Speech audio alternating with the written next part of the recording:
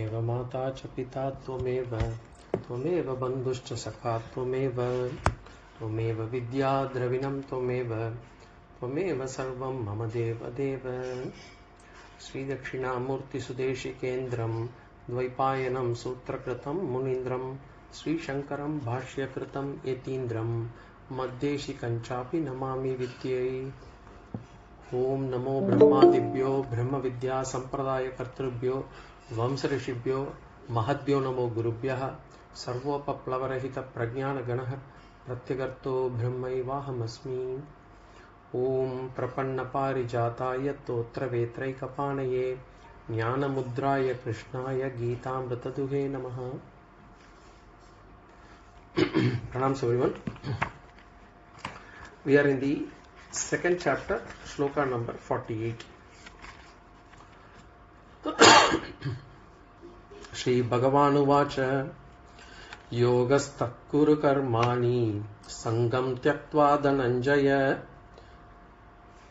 sidhdyasidhdyōḥ samo bhūtvā Samatvam yoga Ucyate.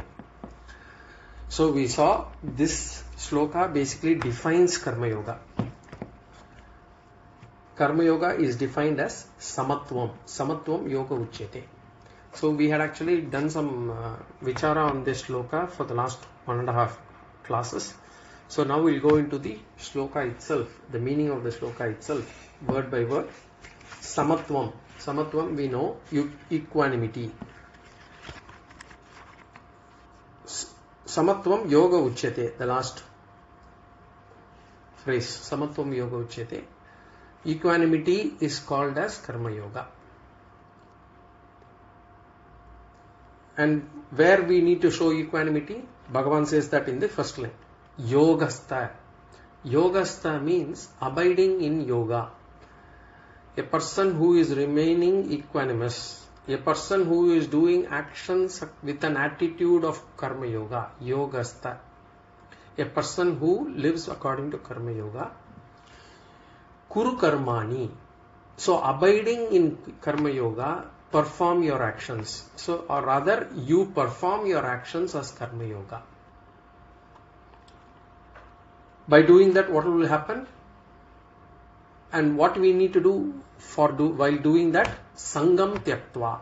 Saṅgam tyaktvā means give up. Tyaktvā. You give up. What do you give up? Saṅgam. Saṅgam means attachment. So give up attachment. Kuru karmāṇi. Perform all your actions. What should be the attitude? Yōgastha. Following the principles of karma yoga. So giving up attachment, you perform all actions following the principles of karma yoga. That is the meaning for the first line. Dhananjaya, O Arjuna. Then he says, now karmāṇi, kuru karmāṇi. Karmāṇi means refers to all actions. When we say all actions, it means both what our duties are and other desire driven actions also.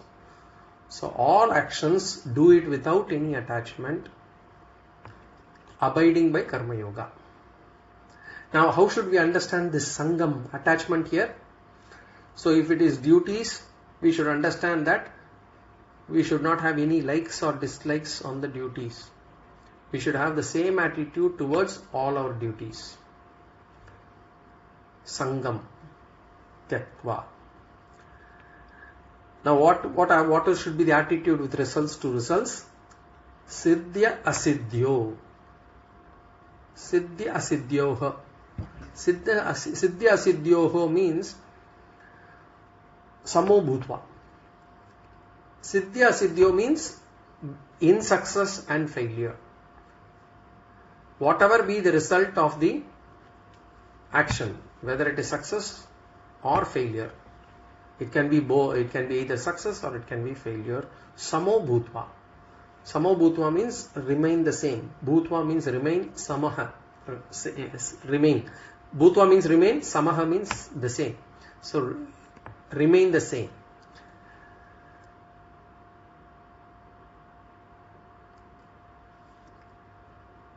So basically we can add that kuru karmāṇi again here. We can say sidhdyasidhdyōḥ bhūtvā kuru karmāṇi. So do your actions without any attachment and treating success and failure alike. So do it without any kind of expectation. That is what it means here.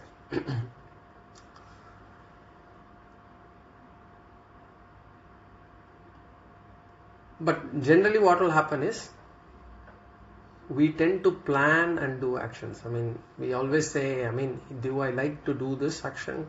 Then if I like to do, then I decide to do. If I don't like to do, I try to avoid. Shastra says, do not have this raaga dvesha when doing actions. Do not have this raaga dvesha both on the actions as well as on this result. But how can we not have raaga dvesha on the result? When we do the action with an expectation, how not to expect a result? You can expect a result, but the problem is you have to understand ma phaleshu kadachana. The result does not really lie in your hands. We do not have any right on the result. This is a fact. This is how the nature works. So there is no point crying over it. There is no point lamenting over it. You do not have a right. So just accept it. And how do I help? How can I make myself accept this? By taking that as Ishvara Prasada. Ishvara Prasada allows me to accept whatever be the result. Then finally, Samatvam Yoga Ucyate. Equanimity is called yoga. What does that mean? Do not get trapped into this likes and dislikes. Start seeing success and failure in the same manner. Give them the same treatment. Dedicate all the actions and results to Ishvara. So if you remember, Bhagavan started Karma Yoga by actually praising Karma Yoga first. He gave the seed of Karma Yoga, then he started praising Karma Yoga. Now only, in 48 only, he has now defined Karma Yoga. In the coming slokas, he will start giving the benefits of Karma Yoga. And in the third chapter, if we go, we'll go into the details of Karma Yoga, as in what are the different types of actions, and what should be our attitude towards each one of them. Those things are given in detail in the third chapter. Now, the crux of Karma Yoga has been given. We will see the benefits in the coming slokas. There will be one more definition of Karma Yoga coming up in this chapter. We will see that also later. Now going to sloka number 49. dureṇa avaram karma Buddhi Yoga dhananjaya buddhau sharanam anviccha kripana phala hetavah. dureṇa avaram karma Buddhi Yoga dhananjaya buddhau sharanam anviccha kripana phala hetavah. Now here Bhagavan is giving an advice to Arjuna. He says to Arjuna, follow Karma Yoga. Now Bhagavan has given the lakshana of Karma Yoga. Bhagavan is asking Arjuna to follow this Karma Yoga. Basically he's saying, do all karmas as Karma Yoga. So we'll go into the sloka. dureṇa avaram karma. Karma means action. Here Bhagavan says, he means action that are driven by our desires. Actions that are driven with a motive. Kamya karma. Phalartina kriyamanam karma. We are talking about those kamya karmas here. He says, dureṇa avaram karma. He means indeed. Avaram. Avaram, we have to split it as he avaram. Avaram means inferior. Dureṇa, it is far inferior.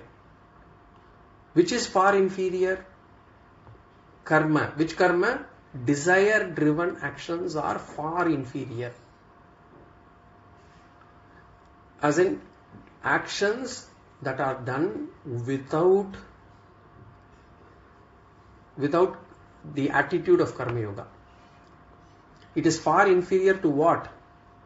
Buddhi Yogad Dhananjaya. Buddhi Yogad means to karma yoga.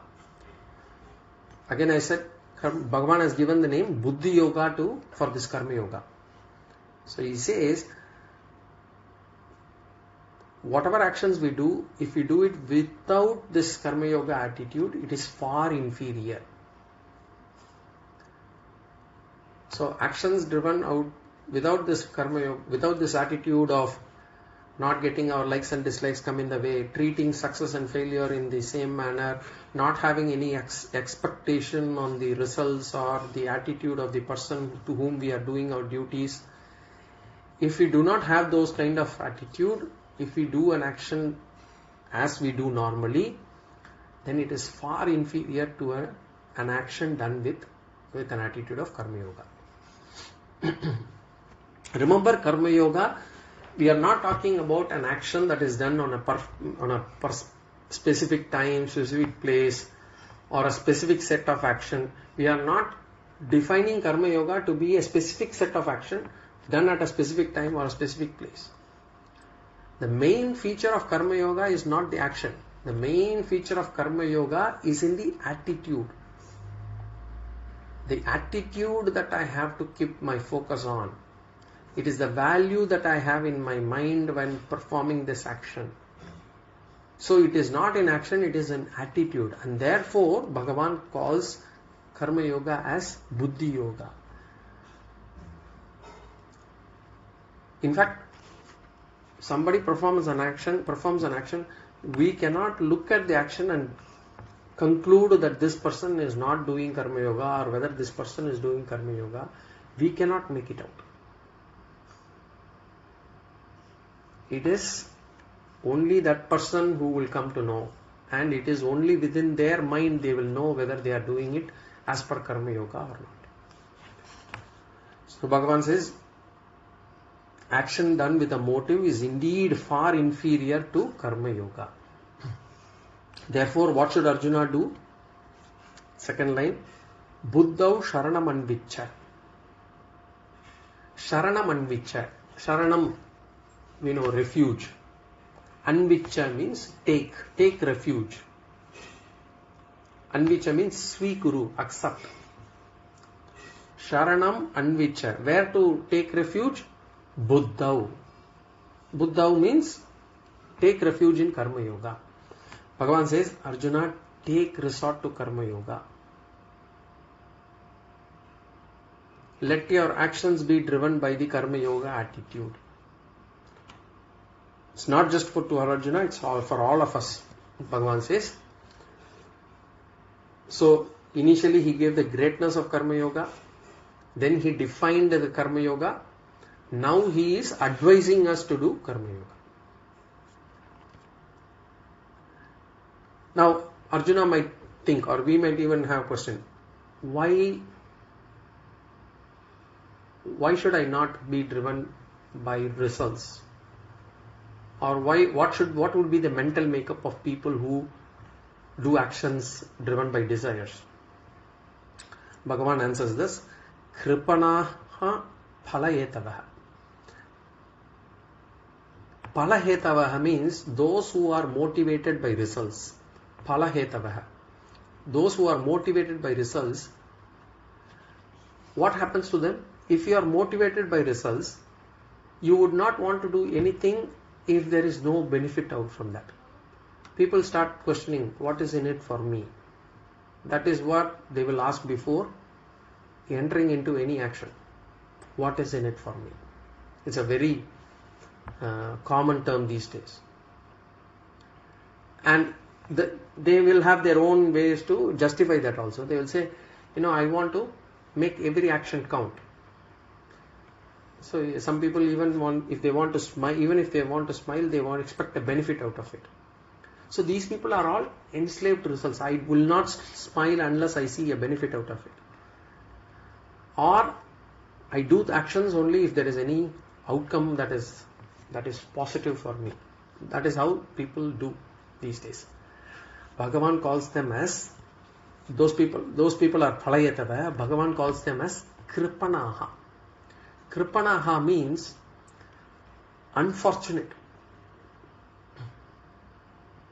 Kripanaha means unfortunate. In fact, Upanishads use this word kripanaha for people who are not able to realize Atma in this Janma. For people who are not being able to get this jnana in this Janma, Upanishad calls them as kripanaha, unfortunate. Because you've got this Janma of human life, and if you miss it, we don't know when is your next human birth going to be. After how many millions of births you are going to get another human body. So if you miss in this life, you are indeed unfortunate. That is how Upanishad says. So here Bhagavan uses this word kripanaha for people who are motivated by results. They are unfortunate, they are pitiful, they are pathetic, miserable. Why miserable? Why pathetic? Because once we are driven or motivated by results, we go through tremendous anxiety. We go through strain, stress. Because we are only the results meet our expectations, we are happy. If they don't, then we feel very bad. And for these people, why kripanaha also? Because they lose the focus on life's goal. What is life's goal? Life's goal is moksha. And to get to moksha, first we have to make ourselves qualified. And to make ourselves qualified, we should have a pure mind. And to get the pure mind, the one and only way to get pure mind is karma yoga. So we lose focus on life's goal. Therefore, Bhagavan says, anvichya, take, sharanam, take refuge. You don't have a choice. You take refuge in karma yoga. This is the advice Bhagavan gives to Arjuna, but also gives to us. Take refuge in karma yoga is such a strong word.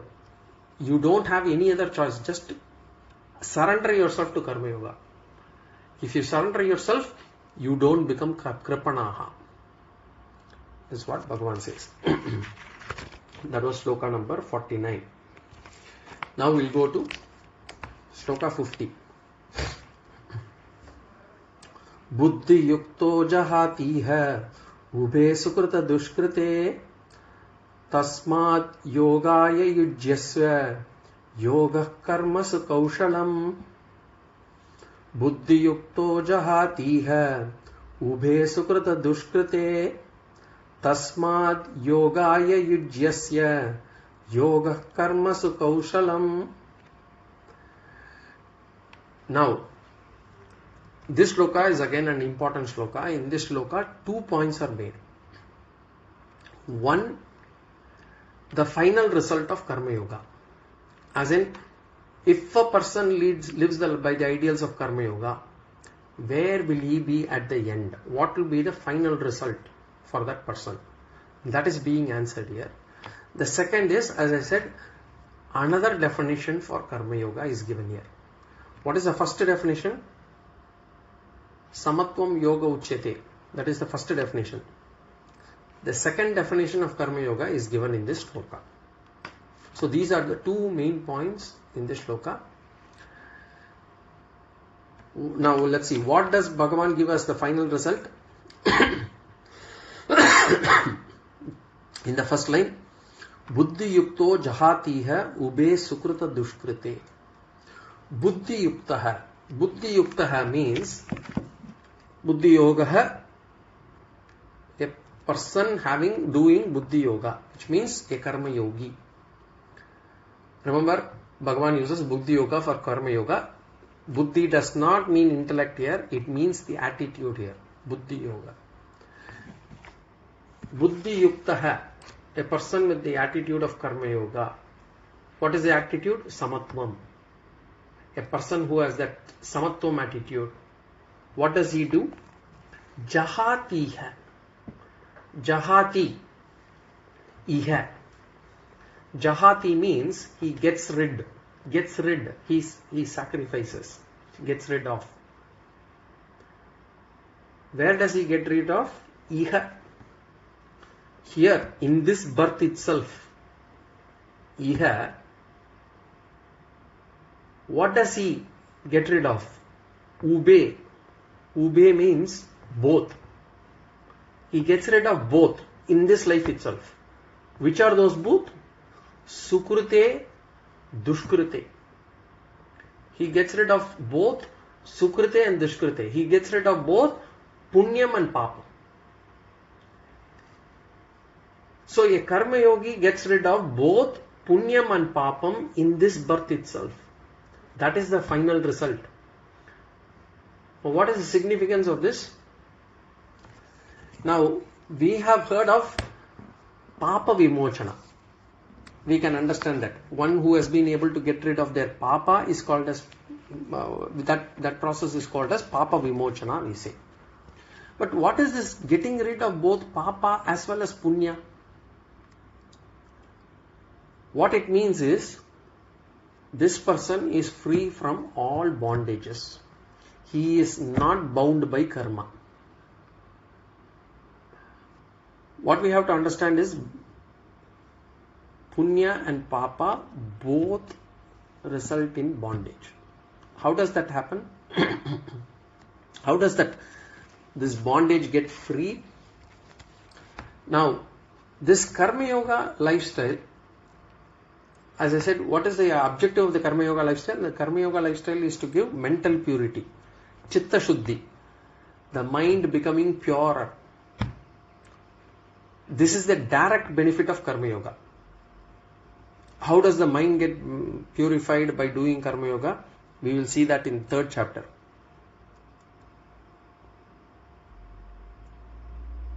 So, let us not go into that, it becomes too detailed. We will take it up there. Now, what is this mental purity? Mental purity, we will see that in this chapter itself. In a couple of slokas, we will see this. Now, this mental purity is a necessary condition for jnana yoga. Without this mental purity, without the mind being pure, any vichara that we undertake on jnana, whether it is Panchakosha Lakshanam, or we do this Avastatraya Vivekam, or Drigdrishya Vivekam, we will not be able to understand and assimilate this jnana, that Atma, Brahman, Brahmaiva Satyam, Jagat Mithya, that we will not be able to get that knowledge. Why? Because mental purity is a necessary condition. Now, that mental purity is given by, or is got by performing karma yoga. Karma yoga gives us a clean mind, and that clean mind will make us undertake this vichara. And what does the karma yoga also do is, karma yoga will make us desire for moksha. It will make us desire for the higher goal, because it will make us desire for us to do vichara. It will make us desire for us to do sadhanas. The desire to do sadhanas, the desire for a higher vichara, the desire for moksha comes out of karma yoga that we do. The desire for shastra shravanam comes out of karma yoga. From that knowledge that I gain, shastra shravanam, what we would understand through this Panchakosha Viveka, Panchalokosha Vilakshana, or Avastatraya Viveka, or this Drishya Viveka, what we understand is, I am the Atma. And all the actions, the karma, that bondage is all to the anatma, which means the karma is for this body and this mind. This body, mind and intellect are the ones that are responsible or linked to karma.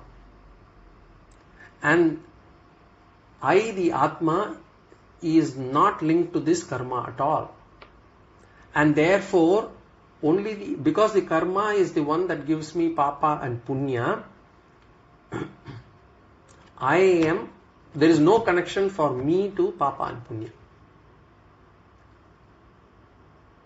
And once I am able to get this understanding that I am not linked to this papa and punya, I am not linked to this body, I am not linked to the actions, then what happens?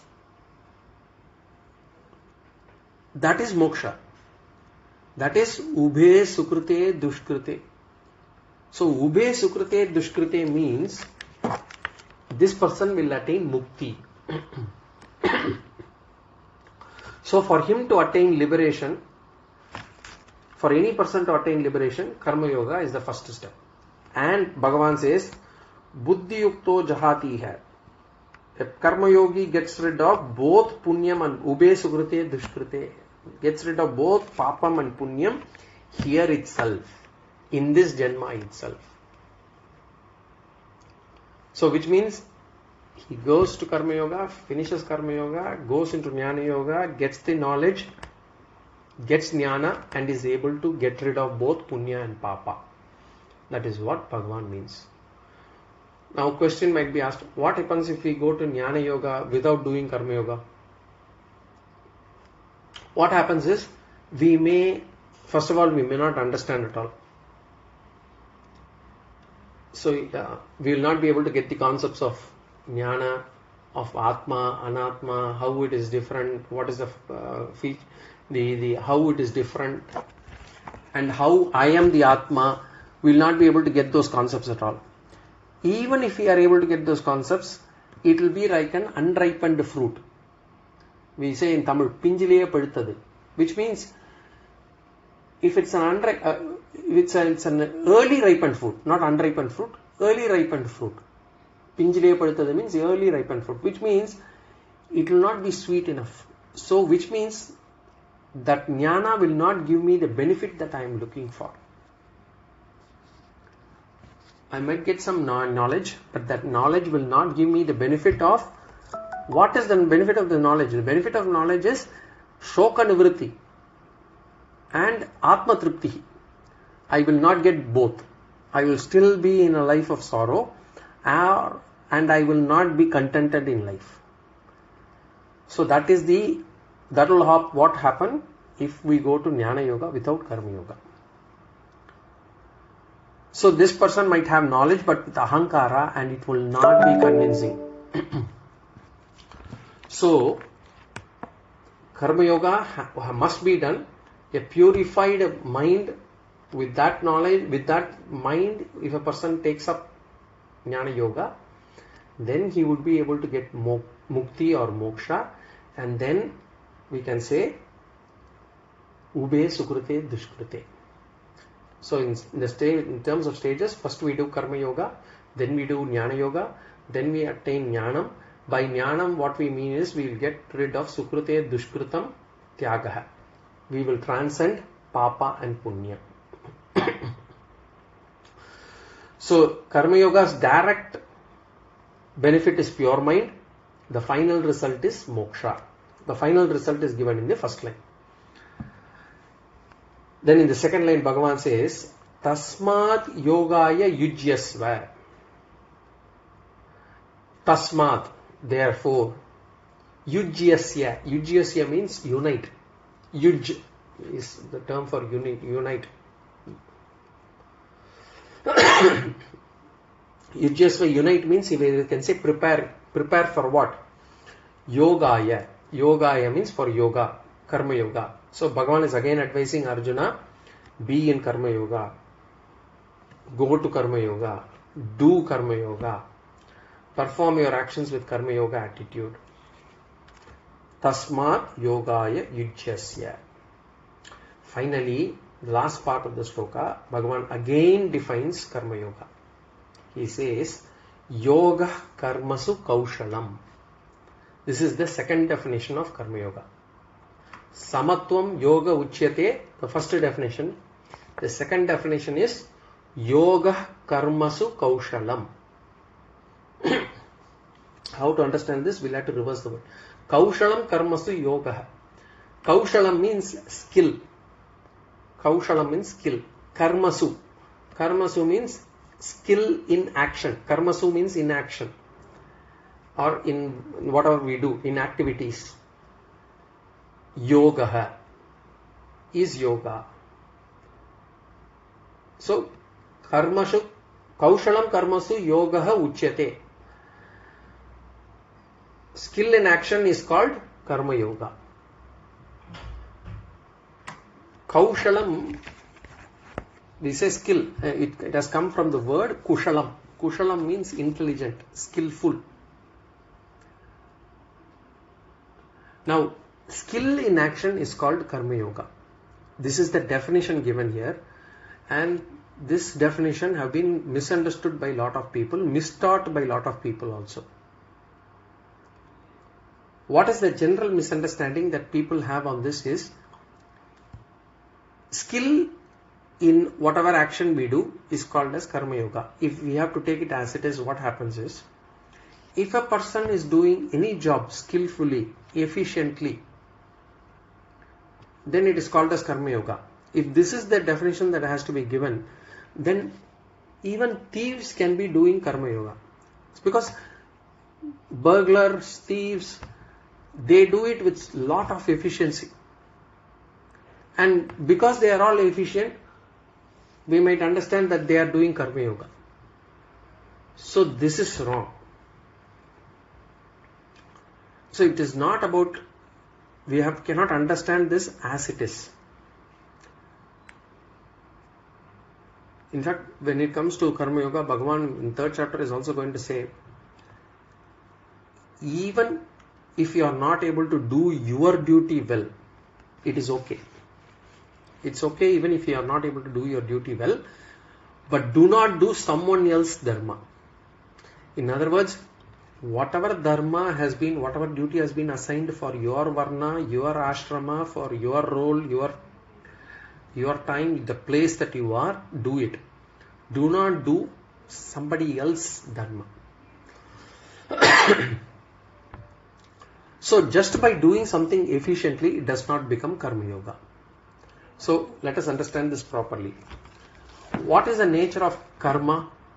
We saw karma binds all jivarasis. Karmana badhyate jantuhu is a famous sloka.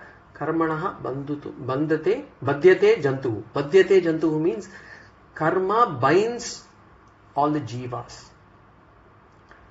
How we get bound by action? Let's take an example. There is a small boy in the village.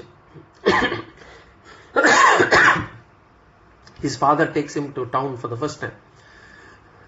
Now he goes to a shop there. The varieties of sweets that he see there, he has never seen in his village. So this father gets him a particular sweet, say a rasagulla or something. Now he has not seen this kind of sweet before. Maybe he has had the sweets that are prepared at home, but he has never had this sweet. Now when he eats the sweet, the activity is over. The sweet has disappeared. As in, it has gone into his stomach. Now even after that the sweet has gone out of sight, physically it has gone, there is something else that is created in his mind. That something else is either a raaga or a dvesha. The activity is gone, the item is gone, but there is a feeling of either a like or a dislike on the item. That is inscribed on his mind or in his mind. This is just one example. But in whatever actions we do, any action that we do, once we finish the action may itself have gone, but it will leave an impression on our mind. There will be an impression of either raaga or dvesha, a like or a dislike on it. Every action, every transaction that we do, everything, any phone call that we do, we watch a video, we watch a movie, we talk to somebody, we read a book, every action of it, we eat something, we taste something, we smell something, we see something, everything creates an impression. And it will be either a raaga or a dvesha. A new neighbor walks in, we meet him, we meet him for the first time, the next day we go to his place, the next day, third day we meet, the talk and actions might have been gone, but what will remain is a feeling of like or dislike for that person. Either it will be a like or a dislike, or it could be a combination also. We'll say he is good in these things, but I cannot trust him on these things. So that kind of a feeling, that impression is created. And we have a long list of dislikes. I will not talk to this person. I will never visit this person's house. I do not like this person. I hate him. All these kinds of feelings are there. So we have a big list of dislikes. All this has been created by what? By actions that we have performed. The samskaras that we have got over millions of janmas. Our experience, our transactions. And what happens is, as we grow older, the likes and dislikes keep multiplying. Exponentially it keeps growing, because every action creates something. That is why even after retirement, many people are not calm, they are not relaxed, because the mind is full of raaga dvesha. And how did this raaga dvesha come? Just because of our actions.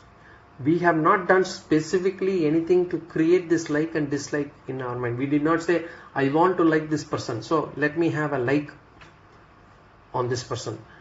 It does not. It does happens subconsciously. In subconscious, the actions themselves create likes and dislikes, and it creates an impression in our mind.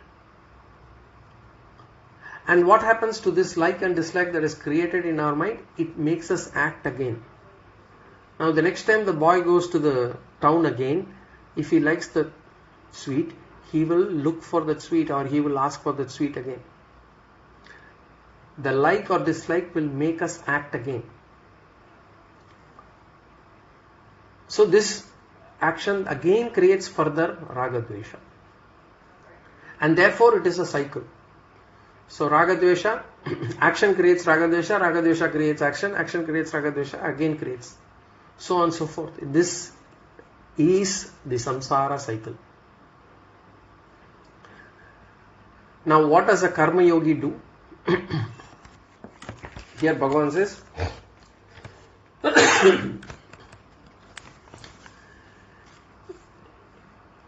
for a karma yogi, the karma that gives raaga dvesha and induces this person to do karma again and again normally. Now this karma yogi is able to use the same karma. He is doing the same action, but he does the same action in a different manner, and by doing it differently, he is able to get rid of raaga dvesha. So therefore a karma yogi becomes free from raaga dvesha. And what is this free from raaga dvesha? Raaga dvesha is what? Impurity in our mind. And if I am able to remove my impurity in my mind, what happens? I get purity. I get chitta shuddhi. So that is how karma yoga gives us chitta shuddhi, purity of mind. How? Through the attitude that we have, we are able to become free from raaga dvesha. Now, how does this karma yoga, or how does the karma yogi get free from raaga dvesha? What instrument does he use? He has not taken up sannyasa. He has not run away from actions. He has not renunciated all the actions. He has not given up on his actions. He is utilizing the same action, the same karma, and gets himself free. The same karma which is capable of binding a person to samsara, the karma yogi is able to use that with a particular attitude. What is that attitude? Samatvam. That samatva bhava is able to liberate him from samsara.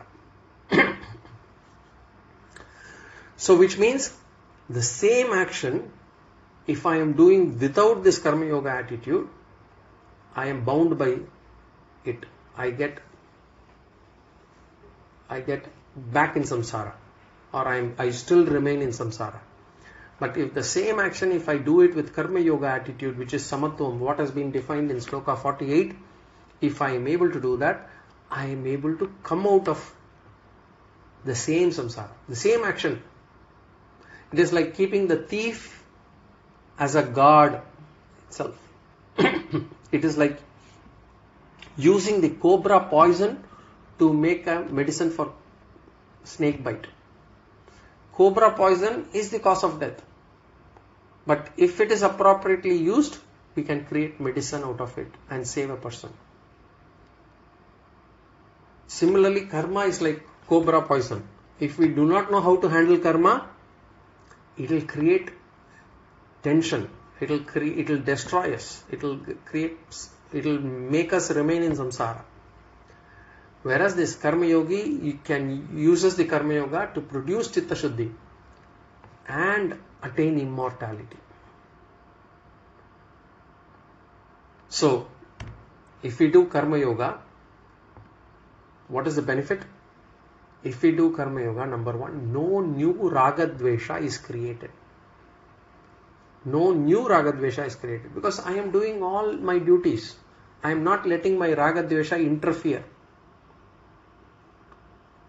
And by not getting my raaga dvesha interfere in my doing my duties, I am removing whatever raaga dvesha that has been there, that has already been created. And because I accept both success and failure, I am not having any raaga dvesha on the outcome also. And because I am taking them as Ishvara Prasada, I don't find fault also. And because I have taken it as Ishvara Prasada, I don't take the credit for it also. So this is how karma yoga helps us to use the same action to remove raaga dvesha and ensure that no new raaga dvesha is created. So this skill, kaushalam, whatever we are talking about, is converting the binding karma to liberating karma. That is called as kaushalam. And how are we converting this binding karma to liberating karma? Through an attitude change. So the skill is conversion of binding karma into liberating karma by the change in attitude. This conversion is not by changing the action itself. We are not changing the action. Just by purely changing the attitude, the sankalpa that we have in our mind, we are able to convert the action. Therefore we say, karmasu kaushalam yōgaḥ. Skill in action is called karma yoga. So karma yoga is skillful, or skill in action is called as karma yoga. Remember, karma yoga is not about withdrawing from action. It is about an attitude, balance of mind. Samatvam yoga Ucyate. Balance of mind amidst action. That is the first definition. Second definition, karmasu kaushalam yōgaḥ. Skill in action is called as karma yoga. Remember, karma binds us in two ways.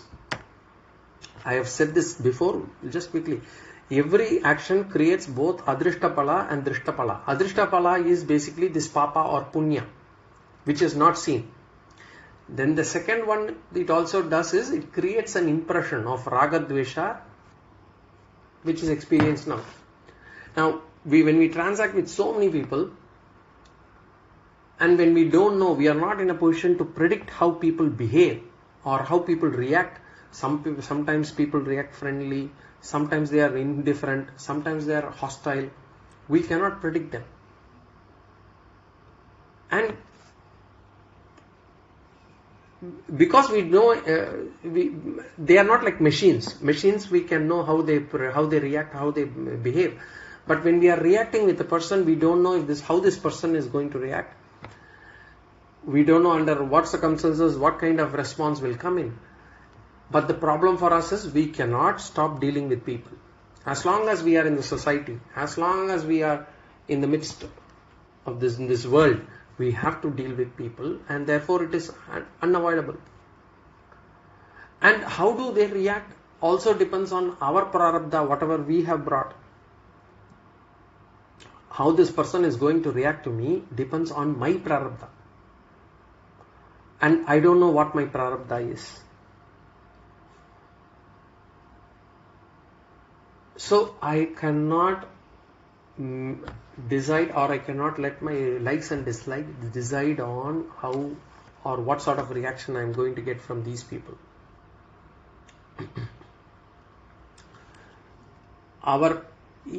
We have to take all these things as situations that will help us to grow spiritually.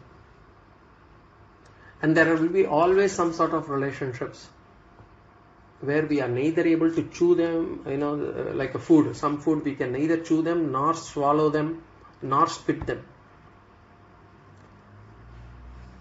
So some relationships, they cannot be dismissed. We cannot cut them off. If there is a problem with the helper that we have at home, or the driver, or we can change them. Or can we change our parents? We cannot. We cannot escape from some relationships. We will have to deal with them. And what happens when those transactions or those dealings are giving us some kind of, a mental restlessness? There could be some agitation in our mind, stress, tensions. Sometimes we will feel, why did I ever meet this person? Why did I ever hear that word? If only I had not listened to that word, or not heard this word from my friend who had said that this person spoke to me about you in this manner. Those kind of things. So it's important that for us to understand that these sorts of frictions, these sorts of relationships issues will come. And therefore it is highly important that we start practicing karma yoga. Starting from our morning coffee.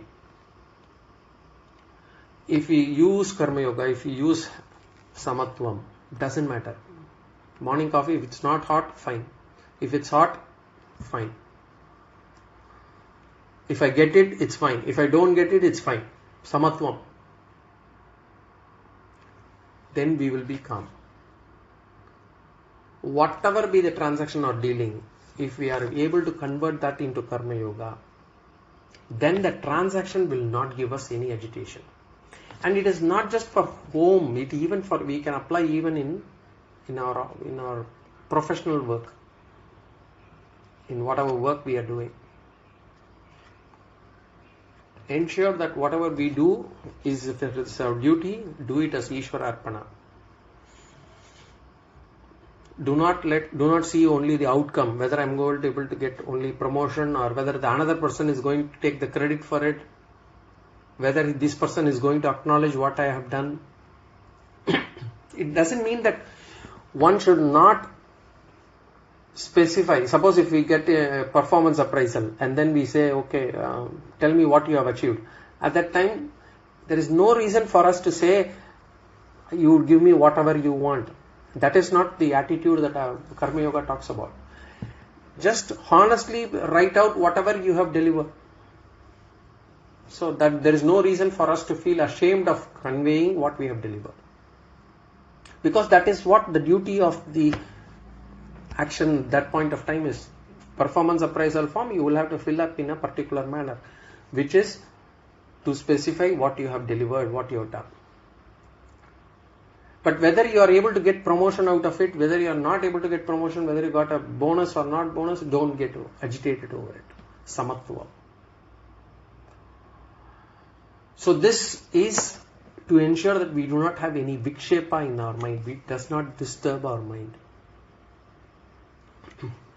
And by doing it, what happens is mind becomes calmer. We are able to sleep better. We are able to have a lot more control on our actions. And this will give us a lot more control in our lives also. So, in third chapter, Bhagavan is going to explain more on Karma Yoga. We can actually imbibe and improve how we can improve this Karma Yoga bhavana. What sort of bhavana we should have. Bhagavan will give that more in detail.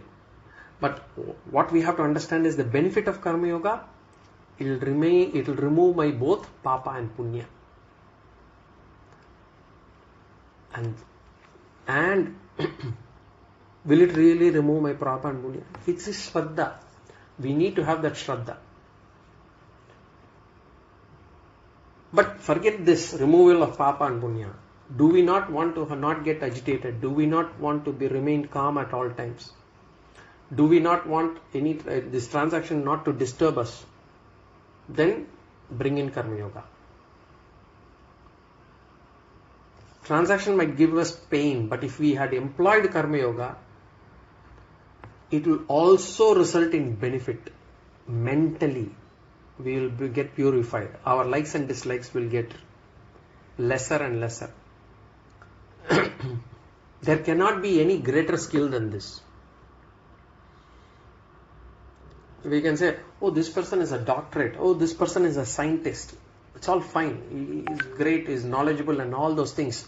But the greatest skill is to convert an action which will bind us, to convert that into an action that can liberate us. Same action with just a change in attitude. What can give us bondage? What can keep us remaining? What can keep us in samsara? What can make our mind agitated? The same action, if it is done with an attitude of Karma Yoga, we can free ourselves from papa and punya. There is mental purity, there is calmness. The Karma Yoga will act like a shock absorber.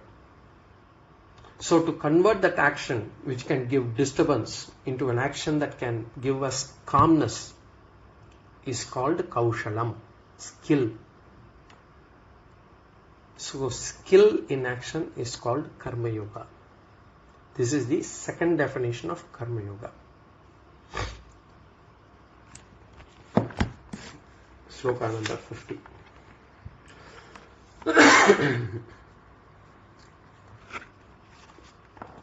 Any questions or comments? Because next sloka we'll probably take it in the next class. Any questions or comments before we close for the class?